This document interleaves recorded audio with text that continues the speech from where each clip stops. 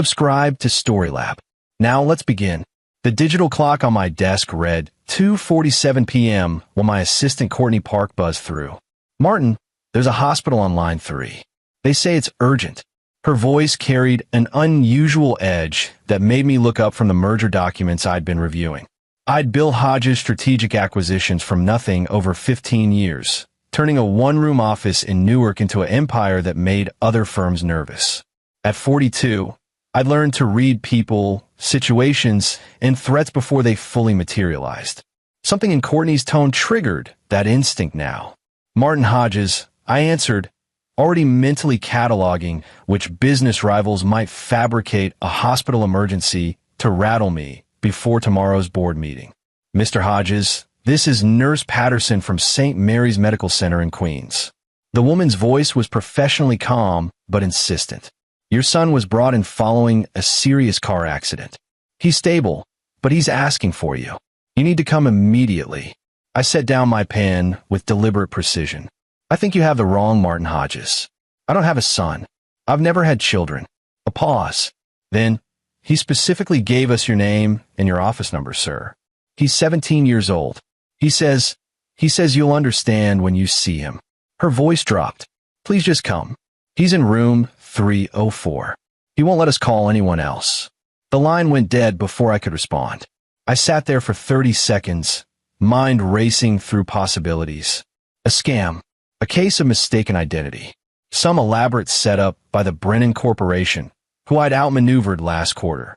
But something about the nurse's voice, the genuine confusion mixed with urgency, kept me from dismissing it entirely. "Courtney." I emerged from my office. She looked up from her desk, concern evident in her sharp features. At 36, she'd been with me for 8 years, rising from junior analyst to partner. She knew my history better than anyone. "Clear my afternoon. Something's come up. The Brennan meeting is at 4. Reschedule it." I grabbed my jacket. "If this is what I think it might be, we have bigger problems than Brennan." Her eyes narrowed. "What kind of problems?" "The kind that involved ghosts I thought I'd buried 18 years ago." The drive to Queens gave me time to think. Time to remember. Time to feel the old scars that successful people like me weren't supposed to have. 18 years ago, I was nobody. Martin Hodges, 24 years old, working 3 jobs and taking night classes, trying to claw my way out of the same poverty that had killed my parents. I was smart, ambitious, and desperate enough to take risks that made me useful to certain people. That's when I met Marcia Russell. She was different from anyone in my world. Old money, art history degree, trust fund that could have bought the building where I rented a room. She was slumming it in the city, playing at independence while her family's wealth insulated her from real consequences. We collided at a gallery opening I'd crashed a network, and for 6 months, we burned bright and hot. Her family hated me immediately. Her older brother Gustavo Brewer and her father Randall Brewer made their feelings crystal clear. I was street trash trying to social climb through their daughter. They weren't entirely wrong. I needed connections, opportunities, doors that Marcia could open. But somewhere in those 6 months, it became real for me. Real enough that when Marcia got scared of her family's reaction and broke things off, it hurt in ways I hadn't expected. Real enough that I spent weeks trying to reach her before her brother Gustavo had 2 men convince me to disappear from her life. I took the hint, took my broken ribs and black eyes, and channeled all that rage into building something they couldn't touch. I never saw Marcia Russell again. Or so I thought. St. Mary's Medical Center smelled like antiseptic and anxiety. I navigated the corridors with my phone pressed to my ear, listening to Hugo Dean, my attorney, confirm what I already suspected. Marcia Russell died 3 months ago. Cancer. I'm looking at the obituary now. Survived by her father Randall Brewer, brother Gustavo Brewer, and Jesus Martin. Survived by her son, Trevor Stanton, age 17. Stanton was her grandmother's maiden name, I said quietly, stopping outside room 304. Through the small window, I could see a figure in the bed, face turned away. "Martin, if this kid is, I'll call you back." I ended the call and pushed open the door. The boy in the bed turned his head toward me, and the world tilted. It was like looking at a photograph of myself at 17. Same dark hair that refused to stay neat. Same sharp jawline. Same unusual hazel eyes that shifted between green and brown depending on the light. The resemblance was so striking that several nurses had glanced between us as I walked past their station. You came. His voice was rough, probably from the accident. His left arm was in a cast, and there were stitches above his right eyebrow. Wasn't sure you would. I stepped closer, studying him with the same analytical focus I used in boardrooms. Trevor Stanton, I presume.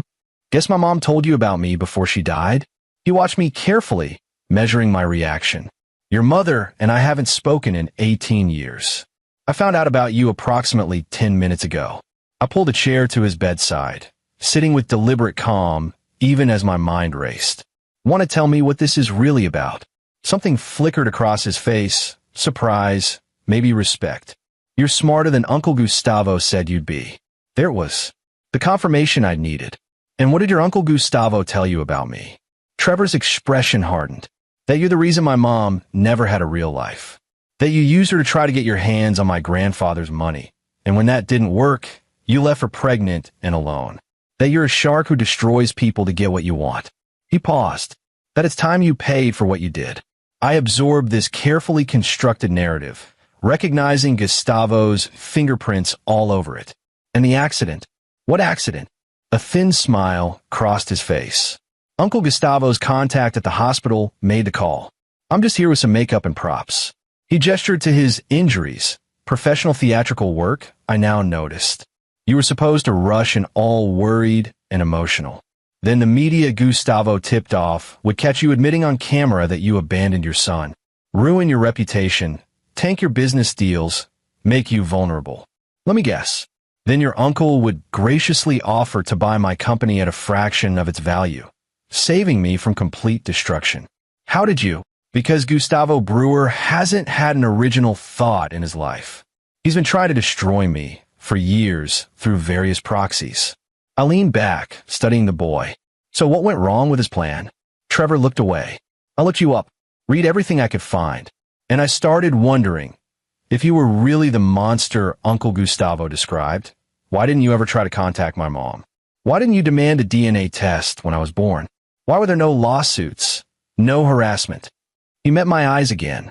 My mom kept a box hidden in her closet. Letters you wrote her that she never opened. 18 years worth.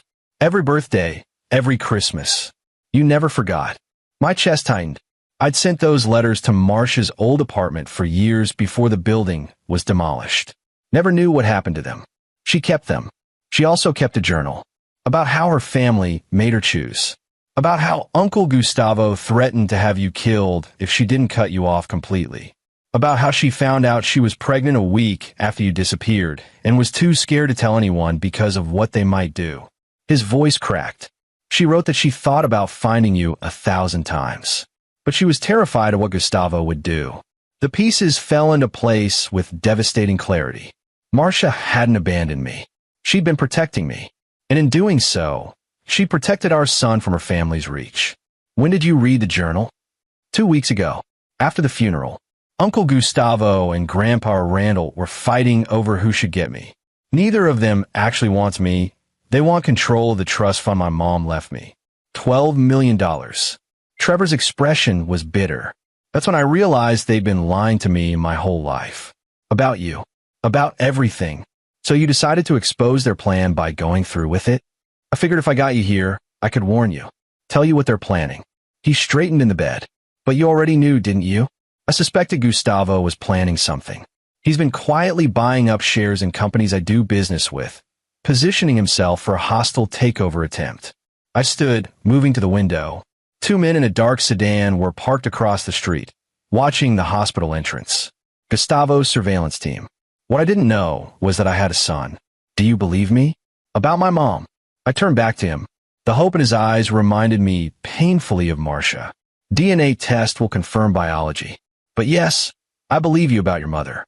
Marcia was many things, but she wasn't cruel. And the Brewers are exactly the kind of people who would manipulate a grieving teenager. So what do we do? The question hung in the air between us. I could walk away, avoid the mess Gustavo was orchestrating, protect my business, my reputation, my carefully constructed life. It's what the old Martin would have done, the survivor who'd learned that attachment was a liability. But I'd spent 18 years sending letters to a woman who'd sacrificed everything to keep me alive. And now her son, our son, was sitting in a fake hospital bed, caught in a trap set by the same people who destroyed his mother's chance at happiness. I returned to the chair. First, we're going to get you out of this hospital before Gustavo realizes his plan is compromised. Second, we're going to run that DNA test, so there's no ambiguity. Third, I smiled, and it wasn't a nice expression. Third, we're going to let your uncle think his plan is working perfectly, right up until the moment we destroy him. Trevor's eyes widened. You have a plan already? I always have a plan. I pulled out my phone, texting Courtney a coded message. The question is whether you're prepared for what comes next. This won't be clean or easy. The Brewers will fight dirty. They might hurt people you care about. And once we start, we can't stop halfway. They killed my mom. The words came out flat, certain. The doctor said her cancer was aggressive, but treatable. But Uncle Gustavo convinced her to use some specialist he knew. After 3 months of his treatment, she was dead. Trevor's hands clenched. I can't prove it. Not yet. But I know. I studied him with new understanding. This wasn't just about money or revenge for him. This was about justice for Marcia. That's a serious accusation. I know what I heard them say at the funeral. Grandpa Randall told Gustavo it's finally done, and Gustavo said she was always weak, but at least she left us the boy and the money. Trevor's voice shook with barely controlled rage. They talked about her like she was a business asset they'd liquidated. A cold, familiar fury settled over me. The kind that had fueled my rise from nothing. The kind that made me dangerous. They're going to need more than a plan. We're going to need evidence. And patience. I stood. Can you keep playing your role? Pretend you're still on their side. For my mom? I can do anything. Good. Because you're going to go back to your grandfather's house tonight and tell them that I fell for the whole thing. That I was emotional and admitted everything they wanted. That I'm vulnerable. I moved toward the door. And while they're celebrating and planning their next move, we'll be building our case. What if they don't believe me? They will, because they want to believe it. Arrogance is Gustavo's weakness. He spent years watching me build success he thinks should have been his. This is his moment of triumph. He won't question it. I paused at the door. But Trevor, if at any point this gets too dangerous, you walk away. I can protect my business. I can't replace you. The emotion that crossed his face reminded me so much of Marcia it hurt. Nobody's ever said anything like that to me before. Then your family is even more broken than I thought. I checked my phone. Courtney's pulling up now. She'll get you out through the service entrance. Stay low, play your part, and wait for my signal. When will that be? I smiled. When I've finished setting the trap. Courtney drove us back to Manhattan in silence, giving me time to process. Trevor had fallen asleep in the back seat, exhausted from the day's revelations. In the rearview mirror, I could see the resemblance that would have been obvious to anyone looking. He's really your son, Courtney said quietly. It wasn't a question. Appears so. We'll confirm with DNA, but yes. The Brewers orchestrated this whole thing. Gustavo and Randall, yes. They've been planning it since Marcia died. Probably longer. I watched the city lights blur past. They turned my son into a weapon against me. And they killed the woman I love to do it. Courtney's hands tightened on the steering wheel. She'd been there during my dark years, when I was building the business with the single-minded focus of someone trying to outrun ghosts. What's the play? I need you to dig into everything. Marcia's medical records, the specialist Gustavo recommended, financial transactions between Gustavo and any medical professionals. Also, pull together every piece of dirt we have on the Brewer family businesses. Every shady deal, every questionable transaction. Looking for leverage? Looking for ammunition. I pulled up my contacts, finding Hugo Dean's number. And get Hugo started on establishing legal guardianship protocols. If Trevor's right about Gustavo and Randall only wanting his trust fund, they'll fight dirty to keep control of him. You're thinking of taking custody? I'm thinking of protecting my son from the people who killed his mother. The words felt strange on my tongue. My son. 18 years of life I'd missed. 18 years the Brewers had poisoned with lies. Whatever it takes. We dropped Trevor at a hotel under an assumed name, one of several properties I kept for situations requiring discretion. I made him promise to check in every 4 hours and not to contact anyone from his old life, except as part of the plan. This feels like a spy movie, he said as Courtney handed him a burner phone. The people we're dealing with play for keeps. Your safety isn't negotiable. I met his eyes. If anything feels wrong, you call me immediately. Understand? Yes, sir. And Trevor? Stop calling me sir. It makes me feel old. I managed to smile. We'll figure out the rest later. After he went inside, Courtney turned to me. You're going to war with the Brewers. They declared war the day they turned Marcia against me. I'm just finally in a position to fight back. I stared at the hotel entrance. And this time, I'm not the desperate kid they can intimidate. I'm the nightmare they created. My phone buzzed with a message from an unknown number. Saw you at St. Mary's. Look pretty shaken up. Hope everything's okay with your son. Gustavo. He'd taken the bait. Perfect. I typed back. We need to talk. My office tomorrow, 9 a.m. The reply came instantly. I'll clear my schedule. Courtney glanced at my phone. You're really going to meet with him? He expects me to be rattled. Defensive. Maybe even desperate enough to make a deal. I pocketed my phone. I'm going to give him exactly what he expects. Right up until I don't. The next morning, Gustavo Brewer walked into my office with the smug confidence of someone who thought he'd already won. At 46, he'd aged into the kind of soft mediocrity that money could hide but not cure. Expensive suit, designer watch, but the eyes were still the same, calculating and cruel. Martin, thanks for making time. He settled into the chair across from my desk like he owned it. Though I imagine you've had a pretty overwhelming 24 hours. I poured us both coffee with steady hands. You could say that. I was surprised to hear about the accident. Your son, was it? The false concern in his voice was almost artistic. I didn't realize you had children. Neither did I. I met his eyes directly. Until yesterday. He sipped his coffee. Unexpected paternity revelation. That must be challenging. His mother and I haven't spoken in 18 years. I had no idea. I let just enough emotion into my voice. Confusion, worry, carefully controlled vulnerability. The resemblance is unmistakable, though, and the timing matches. You'll want a DNA test, of course. Gustavo's expression was sympathetic, but I could see the calculations behind it. For everyone's protection. Already scheduled. I set down my cup. Gustavo, I need your help. The words clearly delighted him. My help. The boy's mother is dead. He's been living with family, but he needs stability, guidance. And I made a show of running my hand through my hair. I'm not equipped for this. I don't know anything about being a father. My business requires constant attention. The merger with Brennan is at a critical stage. The Brennan merger. Gustavo leaned forward slightly. I'd heard there might be complications. Board members getting nervous about my personal life becoming public knowledge. An illegitimate son showing up creates concerns about judgment and stability.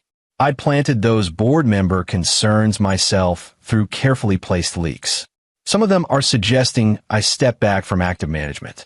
Temporary, of course, but timing couldn't be worse. Gustavo's eyes gleamed. What exactly are you asking for, Martin? Advice. You've been a family man for years.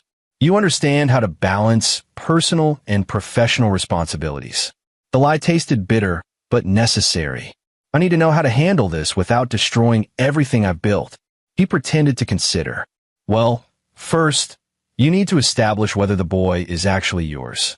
If the DNA confirms it, you'll need to make some difficult decisions about custody, financial obligations. He paused. Have you met him? The boy, briefly. At the hospital. He seemed, I chose my words carefully, angry, like he blames me for not being there. That's natural.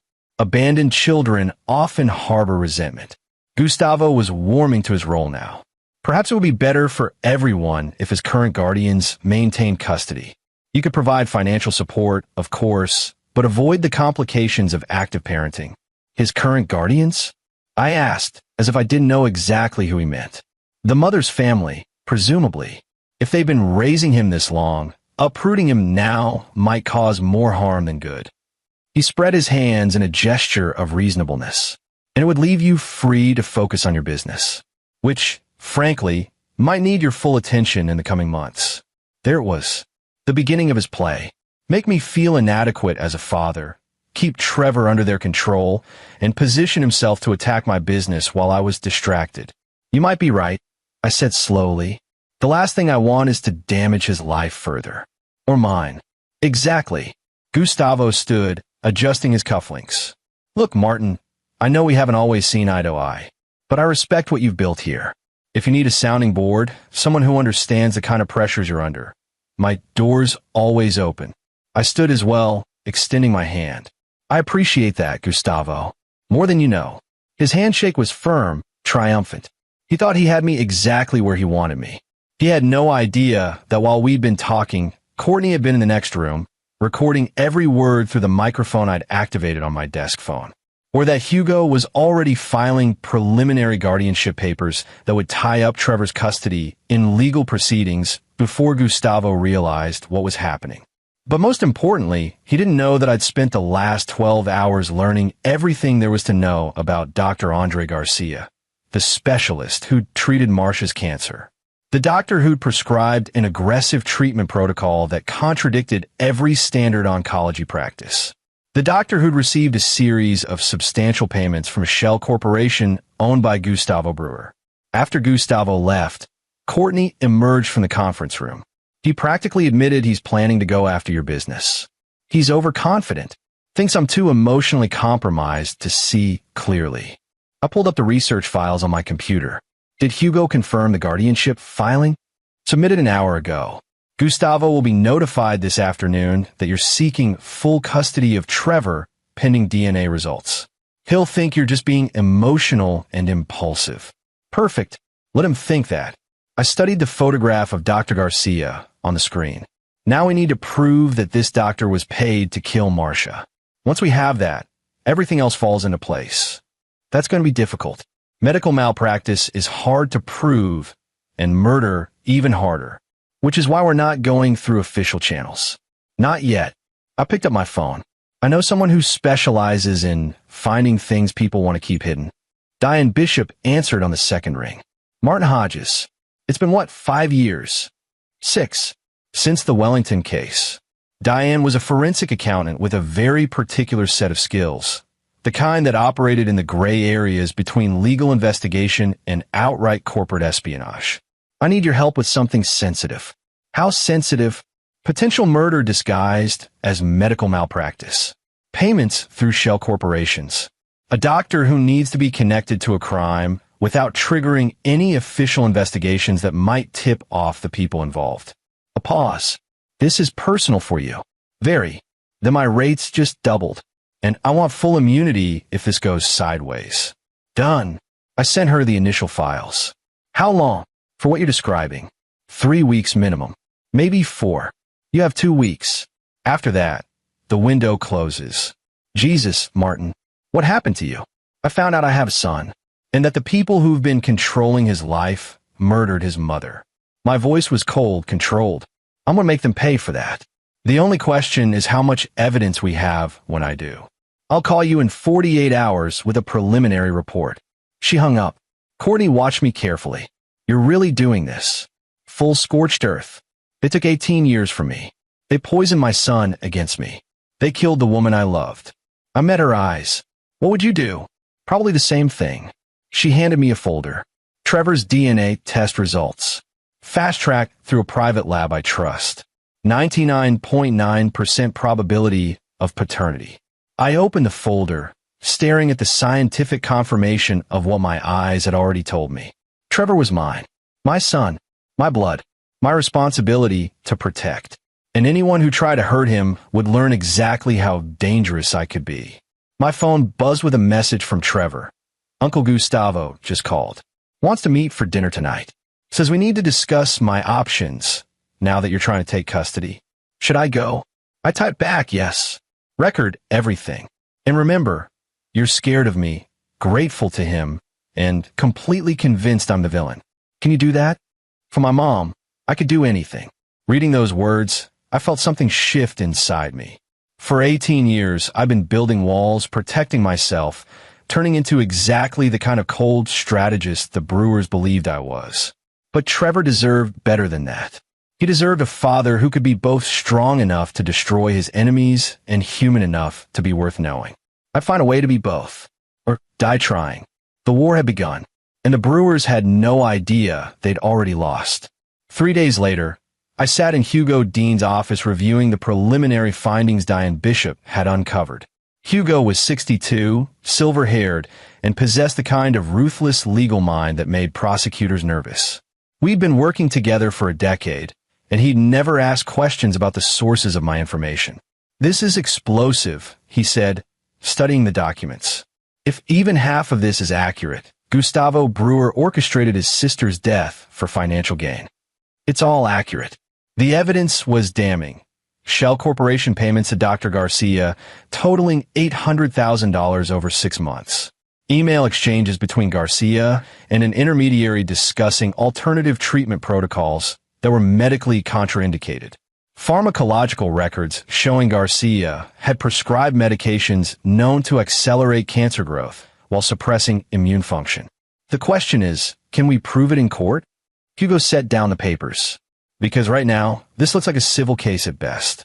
Criminal prosecution would require." "I'm not interested in criminal prosecution." My voice was flat. "The justice system moves too slowly, and the Brewers have enough money to tie things up in appeals for years. By the time we got a conviction, if we ever did, Trevor would be grown and damaged beyond repair." "Then what exactly are you interested in?" I leaned back in my chair. "Justice. The kind that actually changes things." Hugo studied me for a long moment. "I can't be part of anything illegal, Martin. You know that. I'm not asking you to be. I'm asking you to handle Trevor's custody case, manage the legal elements of transferring his trust fund, and ensure that when this is over, everything I've done stands up in court." I met his eyes. "What happens to the Brewers is a separate matter. Martin, Marcia Russell died in agony because her brother wanted control of her son's inheritance. Trevor spent 17 years believing his father abandoned him because it served Gustavo's narrative. These people have been poisoning my son's life since before he was born." I stood, gathering the files. "I'm not letting them get away with that. But I'm not asking you to compromise your ethics." Hugo sighed. "What's the play?" Trevor records his dinner conversations with Gustavo and Randall. They're already revealing themselves, talking about managing his trust fund, making decisions about his future without his input. Combined with evidence of how they manipulated and control Marcia, we establish a pattern of financial abuse. That gets us custody, maybe, but not justice. Custody is phase 1. Justice comes after. I pulled out my phone, showing him a series of photographs. Gustavo's been using Brewer Capital to fund several projects that aren't exactly above board. Real estate developments with falsified environmental reports. Investment funds that look suspiciously like Ponzi schemes. He's been sloppy, arrogant, certain that his family name protects him. "You're going to expose him. I'm going to dismantle him, piece by piece. Every shady deal, every bribed official, every corner he cut. By the time I'm done, Gustavo Brewer won't have a business, a reputation, or the resources to hurt anyone ever again." I pocketed my phone. "And then I'm going after Dr. Garcia.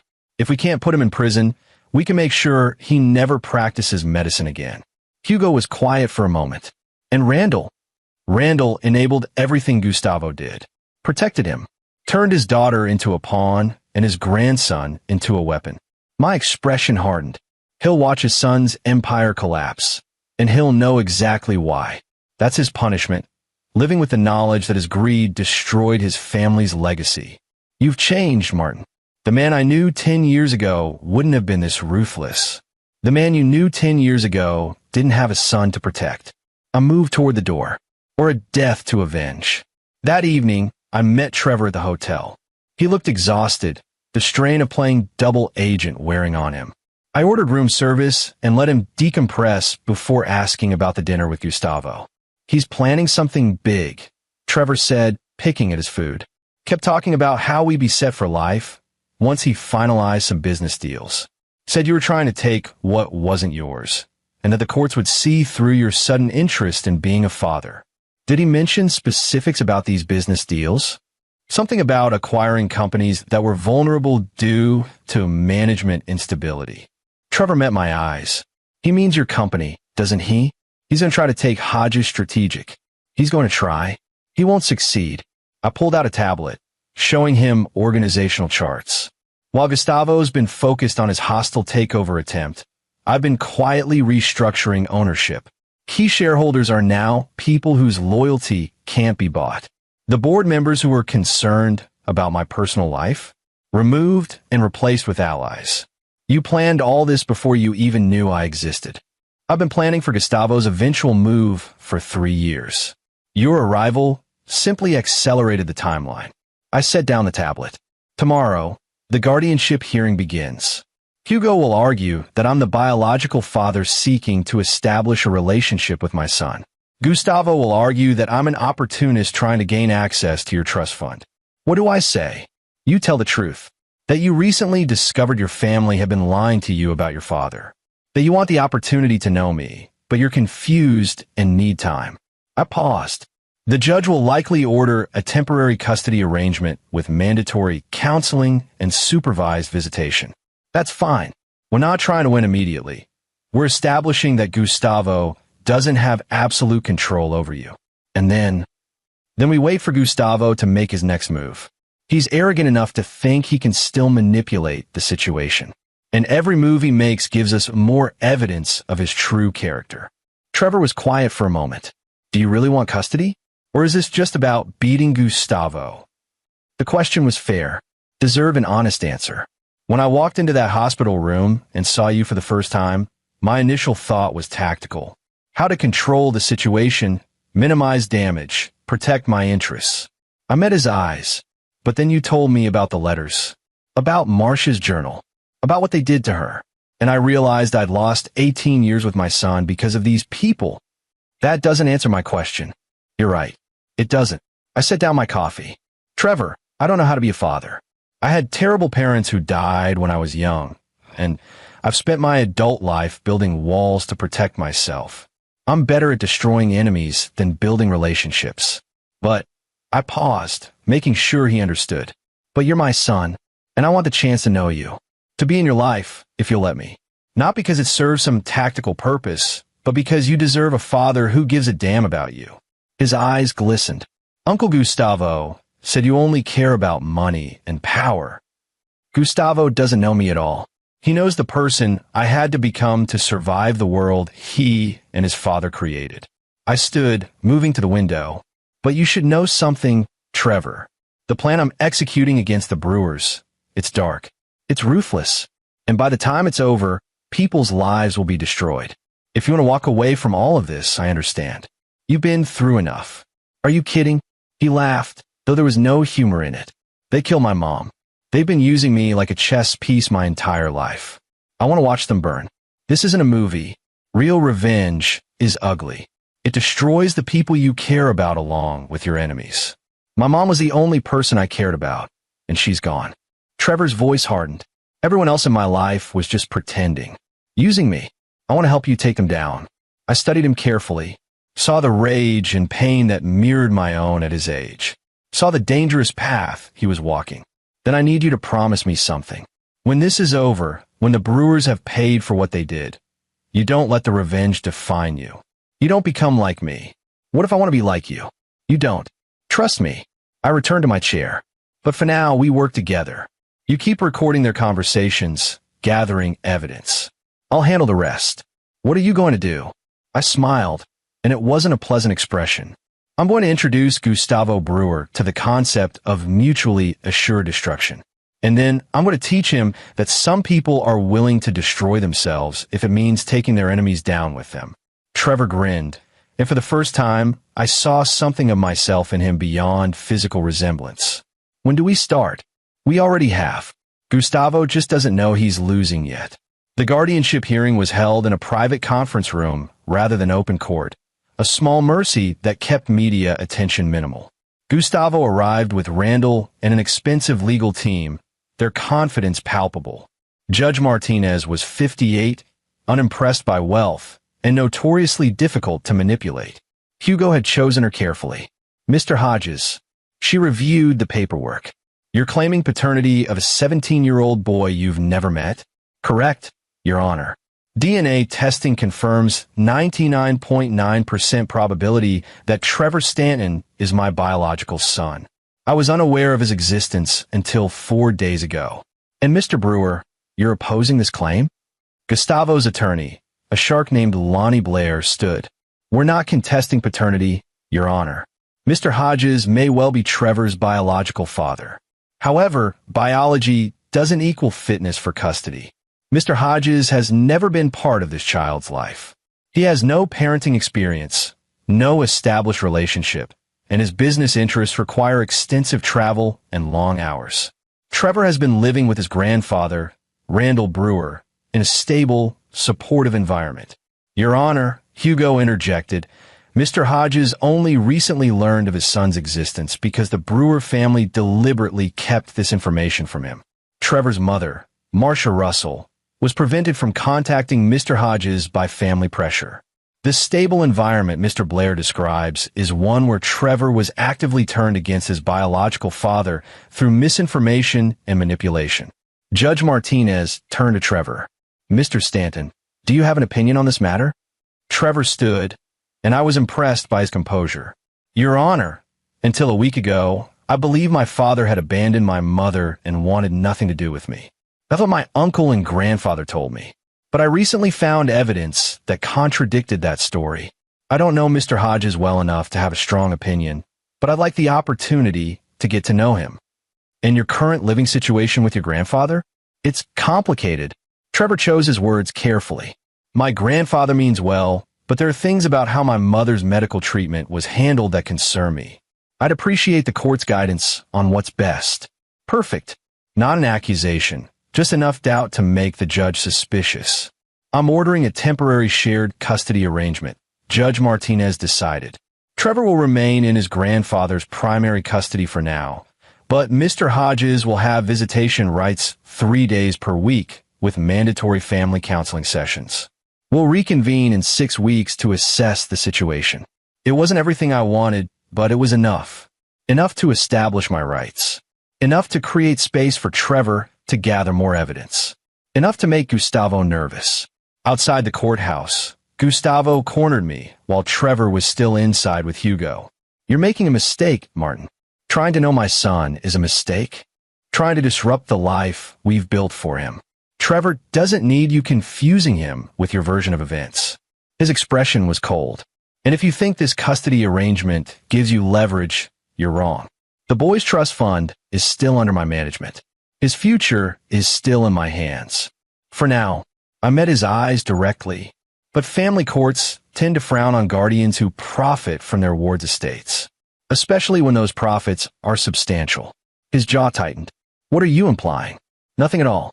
Just an observation. I smiled. See you at the next hearing, Gustavo. As I walked away, I could feel his hatred boring into my back. Good. Angry people made mistakes, and I was counting on it.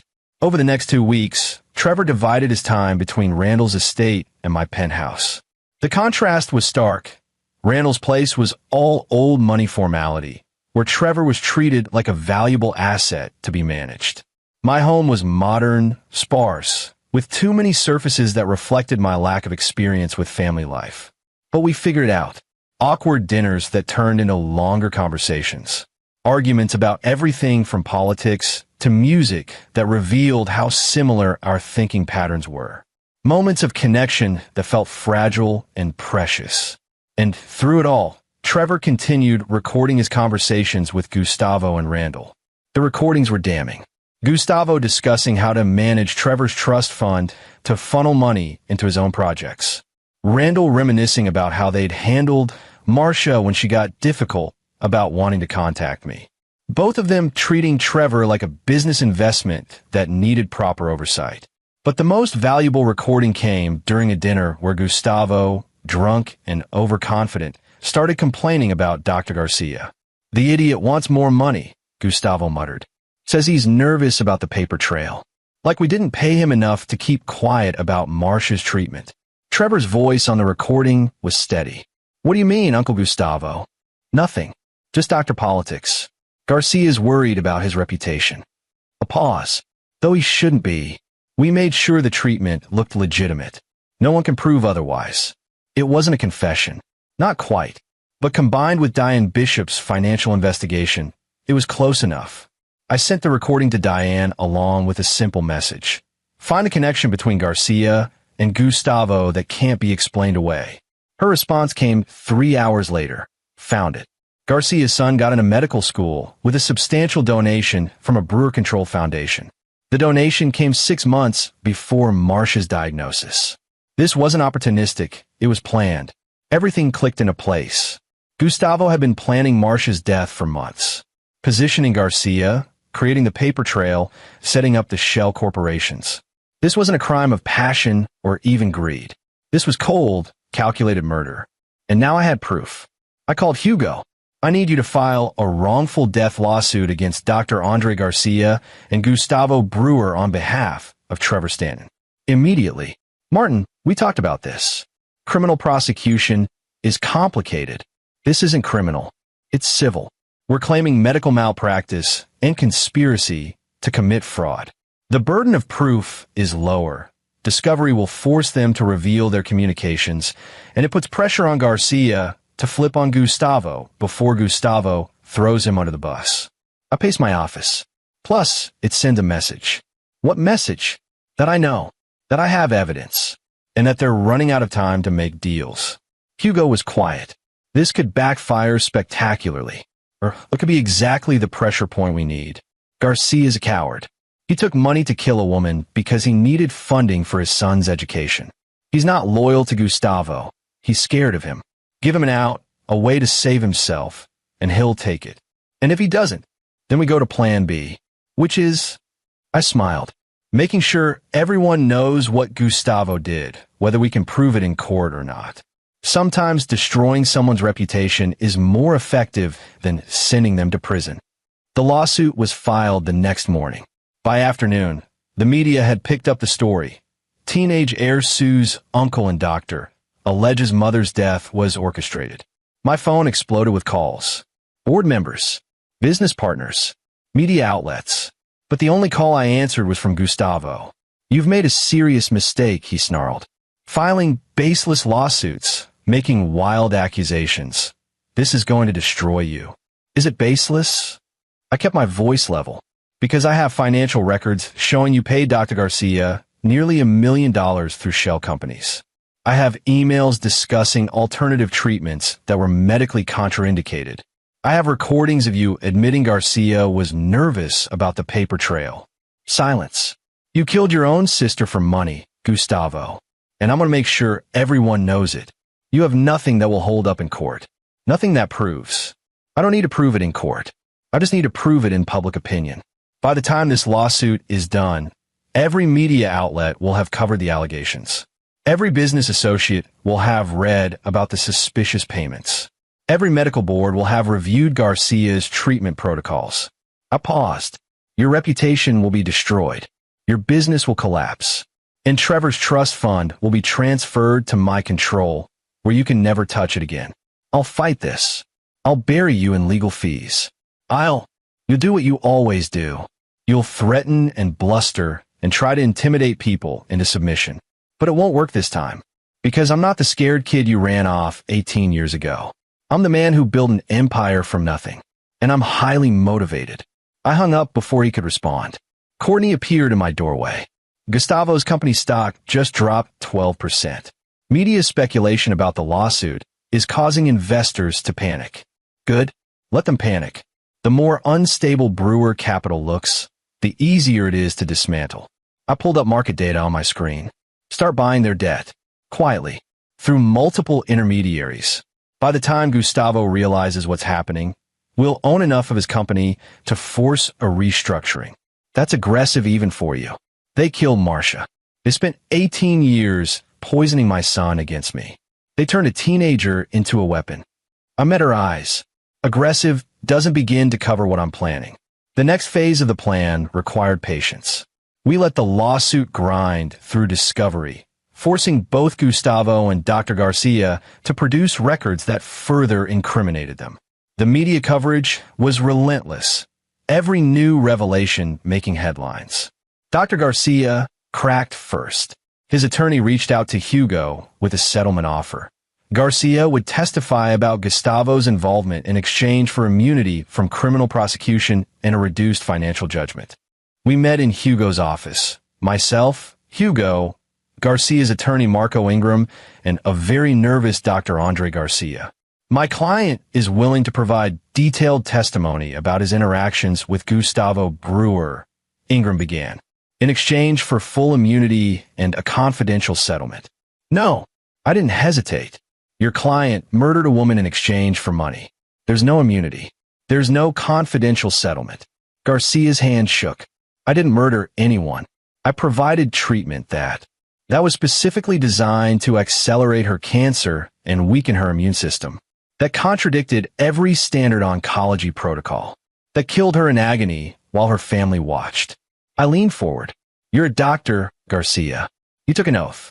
And you violated that oath for $800,000 and a donation to your son's medical school. She wasn't supposed to suffer. But she did. Hugo's voice was ice. And her 17-year-old son watched her die, believing he was watching cancer take his mother, when he was really watching murder. I can give you Gustavo. Garcia was panicking now. I have recordings. Emails. He planned the whole thing. The shell companies, the payment structure, even the specific medications to use. It was all him. I exchanged a look with Hugo. This was better than we'd hoped. Full testimony, I said. Every detail. Every communication. Every instruction Gustavo gave you. In exchange, we'll recommend reduced charges and keep your name out of the headlines where possible. But you will lose your medical license. You will admit wrongdoing publicly. And you will live with what you did. Garcia looked at his attorney, who nodded reluctantly. It's the best deal you're going to get. Fine. Garcia's voice was broken. I'll tell you everything. And he did. Over the next 6 hours, Dr. Andre Garcia laid out the entire conspiracy. How Gustavo had approached him 18 months before Marcia's diagnosis, describing a hypothetical scenario about accelerating cancer in a patient who was going to die anyway. How the payments had started small, help with his son's tuition, and grown until Garcia was trapped.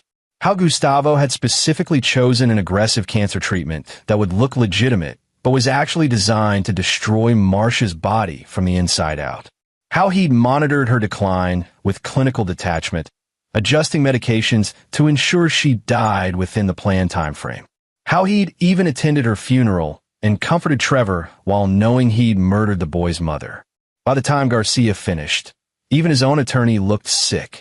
We'll need all supporting documentation, Hugo said. Recordings, emails, financial records. Everything. I have it all. Garcia pulled out a USB drive with shaking hands. I knew someday this might come back on me. So I kept copies of everything. Smart. Cowardly, but smart. I took the drive. You understand that this testimony will destroy your life. My life was already destroyed the day I agreed to help Gustavo Brewer. At least this way, he goes down with me. We left the meeting with more evidence than we'd dreamed possible. Gustavo had been so confident in his control over Garcia that he'd been careless, leaving a trail that connected directly to Marcia's death. We can take this to the DEA, Hugo said as we walked to my car. With Garcia's testimony and the documentary evidence, they might actually pursue criminal charges. Not yet. I got in the car, staring at the USB drive. First, we make sure Gustavo knows exactly what's coming for him.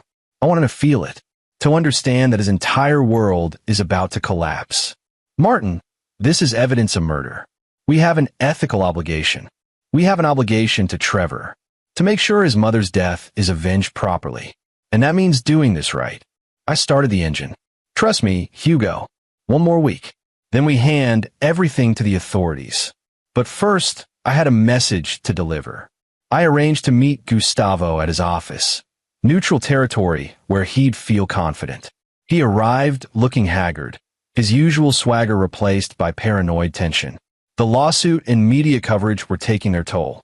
What do you want, Martin? He didn't offer me a seat. I set my briefcase on his desk. To give you a chance to do the right thing. The right thing. He laughed bitterly. This from a man who's destroyed my company's value, turned my nephew against me, and filed a frivolous lawsuit. It's not frivolous. I opened the briefcase, pulling out a single document. Dr. Garcia gave us everything. Every email you sent, every payment you authorized, every instruction about Marcia's treatment. The color drained from his face.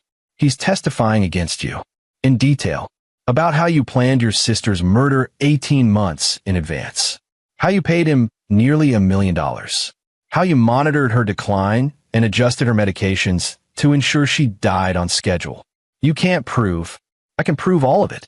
Garcia kept copies of everything, recordings of your conversations, financial transfers, even your communications about the donation to his son's medical school, the quid pro quo that started the whole thing. I slid the document across his desk. This is a summary of what we're giving to the district attorney tomorrow morning. Gustavo read it with growing horror. This will destroy me. Yes, I'll lose everything. The business, my reputation, my freedom. Yes. I felt no satisfaction, just cold certainty. You killed your own sister for money, Gustavo. You manipulated a teenager into believing his father abandoned him. You turned your nephew into a weapon. This is what you deserve. You don't understand. Marcia was destroying herself anyway. She was weak, addicted to pills, making terrible decisions. I was just speeding up the inevitable. The casual cruelty of it hit me like a physical blow. She was your sister. She was a liability to the family, to Trevor's future, to everything we'd built.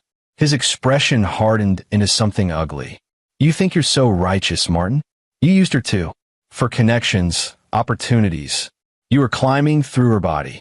I was across the desk before I knew I'd moved, my hand around his throat, slamming him back into his chair.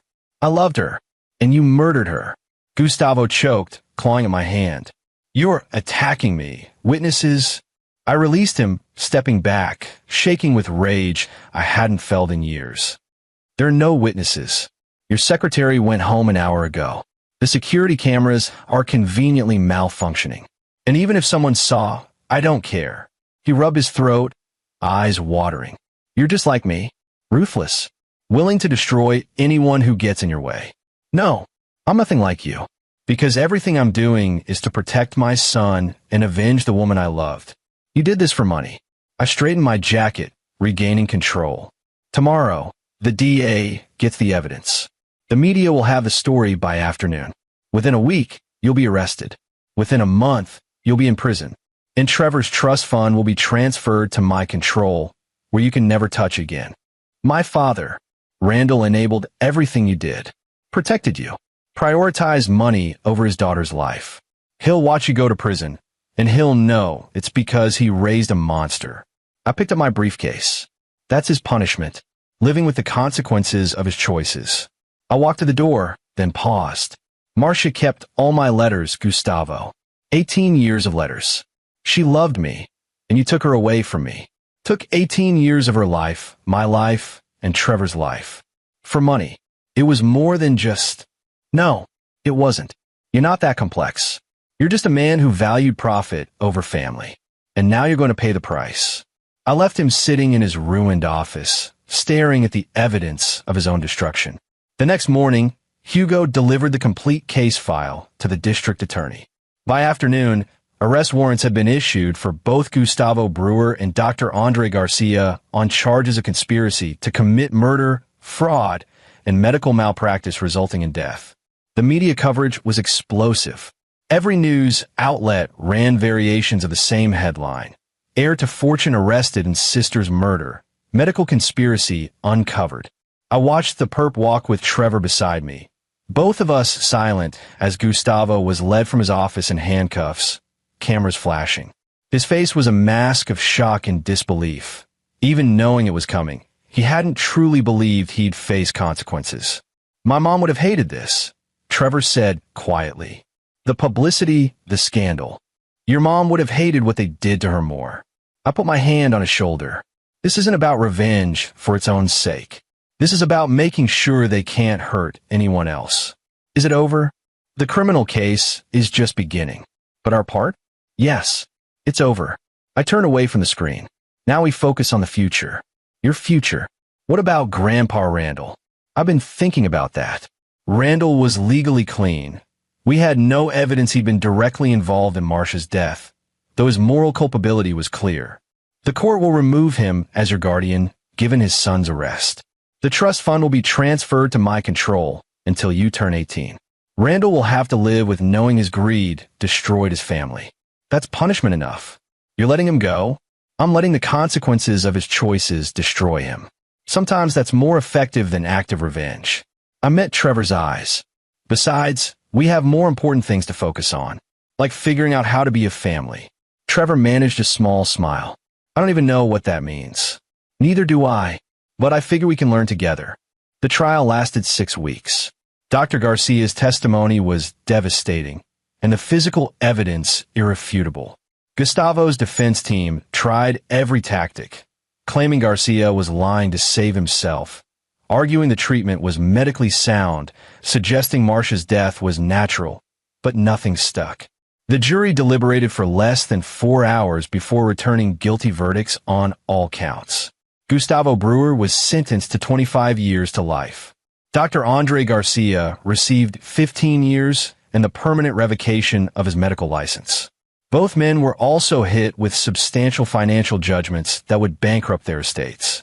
I attended the sentencing with Trevor, watched as Gustavo was led away in chains, his empire destroyed, his legacy ruined. Randall sat in the gallery, aged 10 years and 2 months, a broken shell of the patriarch who'd once controlled his family with an iron fist. As we left the courthouse, Trevor asked the question I'd been waiting for. Did you feel anything? When they sentenced him, I considered lying, telling him what a father should tell a son, something noble about justice being served. But I promised myself I'd be honest with him.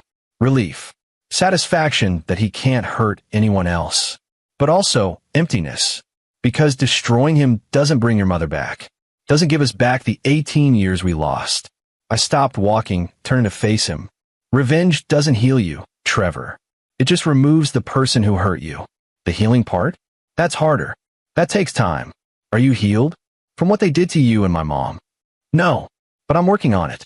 With help. I'd started therapy 2 weeks ago, something I never thought I'd need or want. But if I was going to be the father Trevor deserved, I needed to deal with my own damage. And you should too. Real therapy, not just what the court ordered. Is that what dads do? Make their kids go to therapy? It was the first time he called me dad. The word hung in the air between us, fragile and precious. I don't know what dads do, I admitted. I'm learning as I go. But I know what I want to do. Protect you, support you, and make sure you don't make the same mistakes I did. Trevor was quiet for a moment. Then, can I ask you something? Anything. When you first came to that hospital room, when you first saw me, did you even want a son? The question deserved honesty. I didn't know what I wanted. I'd spent 18 years building walls, protecting myself, convinced that attachment was weakness. You were a complication I wasn't prepared for. And now I can't imagine my life without you in it. I'm in it. Over the past 2 months, Trevor had become the center of my world in ways I'd never expected. His intelligence, his resilience, his capacity for forgiveness after everything he'd been through. He was better than I deserved. You're the best thing that ever happened to me, Trevor. Even if the circumstances that brought us together were terrible. He hugged me then, sudden and fierce. I held him, this son I'd never known existed, this piece of Marcia that had survived, and felt something shift inside me. The walls I'd built started to crack, letting in light I'd long ago stopped believing in. I'm glad I found you, he said, voice muffled against my shoulder. Me too, kid. Me too. 6 months later, I stood in my office reviewing the final paperwork that would transfer Trevor's trust fund fully into my control until his 18th birthday. The legal battles were over. Gustavo was in prison. Garcia had been disbarred and imprisoned. Randall had retreated to his estate, a ghost of his former self. Brewer Capital had collapsed, its assets sold off to pay legal judgments and debts. I purchased several of their better properties at auction, partly for business reasons and partly because the symbolism felt right, building something good from the ruins of their greed. Trevor was thriving. He'd enrolled in a private school where his intelligence finally had room to grow, joined the debate team, started talking about colleges. The angry, manipulated teenager I'd met in that hospital had transformed into someone confident, purposeful, and kind. We had dinner together 4 nights a week, argued about politics and history and whether the Mets would ever win another championship, went to Knicks games, and tried cooking elaborate recipes that usually ended in takeout. Built the kind of relationship I never thought I'd have. Courtney knocked on my door. "Trevor's here to see you." He walked in carrying a small box, his expression carefully neutral. "Found something I thought you should have." I opened the box. Inside were letters, hundreds of them. My letters to Marcia, spanning 18 years. The ones she'd kept hidden. The ones that had finally proven to Trevor that I'd never abandoned them. "I've read them all," Trevor said. "Some of them dozens of times. But they're not really mine. They're yours and Mom's." I pulled out one at random, recognizing my younger self's handwriting. "Dear Marcia, it's been 3 years since I last saw you. I still think about you every day. I hope wherever you are, you're happy. I hope you know I never stopped." I couldn't finish them, I admitted. Couldn't bring myself to write, "I never stopped loving you," because acknowledging it hurt too much. But you kept writing. Hope is a stubborn thing, even when it's pointless. I carefully returned the letter to the box. "What do you want me to do with these?" "I don't know, but they help me understand something." Trevor sat across from me. Uncle Gustavo always said love was a weakness, that it made people vulnerable and exploitable. But these letters, they're proof that love can also be strength. You loved my mom for 18 years without any expectation of reciprocation. That's not weak. It felt weak at the time, but it wasn't. It was the strongest thing you could have done. He leaned forward, and it's why I trust you now. Because someone who can love that completely, that stubbornly, even when it hurts, that's someone worth knowing. I looked at my son, our son, mine and Marcia's, and saw the future we'd been denied. Saw the man he was becoming. Saw the possibility of healing. "Your mother would be proud of you," I said. "Of the person you are. Of the choices you've made. She'd be proud of you too. For not letting Gustavo destroy you. For choosing to be a father, even when it was terrifying. For," his voice cracked slightly, "for avenging her. I didn't do it alone. You were brave enough to stand up to the people who'd controlled your whole life. To trust me when you had no reason to. That took more courage than anything I did. We make a good team." "Yes, we do." I stood, moving around the desk. "So what do we do now? Now that the war is over and we actually have to figure out how to be a normal family." Trevor grinned. "I don't think we're going to be normal. But maybe that's okay. Maybe it is." I pull him into a hug. "I love you, Trevor. I should have said it before, but I'm saying it now. I love you. I love you too, Dad." The word still felt new, still carried weight. But it was getting easier. Everything was getting easier. Because for the first time in 18 years, I wasn't alone. Wasn't building walls. Wasn't preparing for the next battle. I was just a father standing with his son, figuring out how to heal. And that was enough. The hospital where it had all begun held a different meaning now. I returned there a year after that first meeting, this time with Trevor, to speak to a young doctor who'd reached out about establishing a scholarship fund in Marcia's name. As we walked through the halls, I thought about how much had changed, how the scared, angry teenager who'd lain in that bed plotting with his uncle had become the confident young man beside me, already talking about pre-law programs and using his inheritance to help others. How the closed-off businessman who'd walked through these doors expecting a trap had learned to be a father, to let people in, to believe in more than just victory and survival. "Do you ever regret it?" Trevor asked as we waited for the elevator. "The way you went after Uncle Gustavo? The methods you used?" I consider the question carefully. I regret that it was necessary. I regret that your mother died before she could see who you became. I regret the 18 years we all lost. I paused. But do I regret making sure Gustavo paid for what he did? No. Some people need to be stopped. And sometimes the only way to stop them is to be willing to go as dark as they do. That's a complicated answer for a 17-year-old. You're not a normal 17-year-old. You've been through things that would break most adults. The elevator arrived, and we stepped in. But here's what I want you to remember.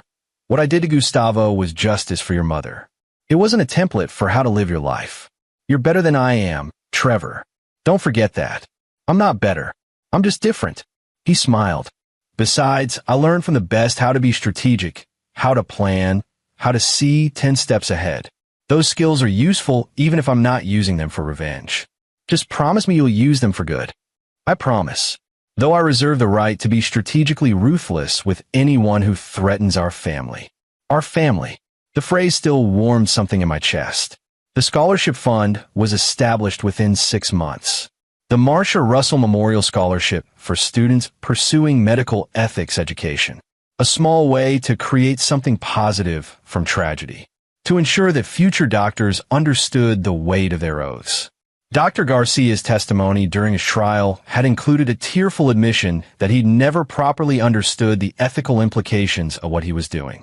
The money had blinded him. That confession became the foundation for the scholarship's mission. Trevor threw himself into the project with the same intensity he applied to everything. Interviewed applicants, reviewed essays, ensured that Marcia's legacy would be more than just a cautionary tale. And slowly, gradually we built a life together. Not perfect, not without arguments and struggles and moments where neither of us knew what we were doing, but real, honest, built on a foundation of hard-won trust and shared loss and the stubborn belief that family was worth fighting for. Randall Brewer died 18 months after Gustavo's conviction. Heart attack, alone in his estate, surrounded by the wealth that had mattered more to him than his children. I took Trevor to the funeral, not to gloat, but to say goodbye to a man who'd been part of Marcia's life, however toxic that part had been. I should feel something, Trevor said, staring at the casket. But I don't. He was my grandfather, and I just feel empty. That's because he never gave you anything real to grieve for. He was a name, a presence, but never actually a grandfather. I put my hand on his shoulder. It's okay to not feel what you're supposed to feel. Grief doesn't follow rules. We left the funeral early, neither of us interested in the performance of mourning. In the car, Trevor asked, "Do you think things would have been different if Grandpa Randall had been a better man? If he'd chosen his daughter over money?" "Yes, everything would have been different. Your mom might still be alive. We might have been a family from the beginning. I started the engine. But we can't change the past. We can only decide what we do with the future. Then I choose to make the future better. For people like my mom who get manipulated by people like Uncle Gustavo. For kids who grow up thinking their parents abandoned them. For everyone who gets caught in the crossfire of other people's greed. That's ambitious. I learned from you. Go big or go home."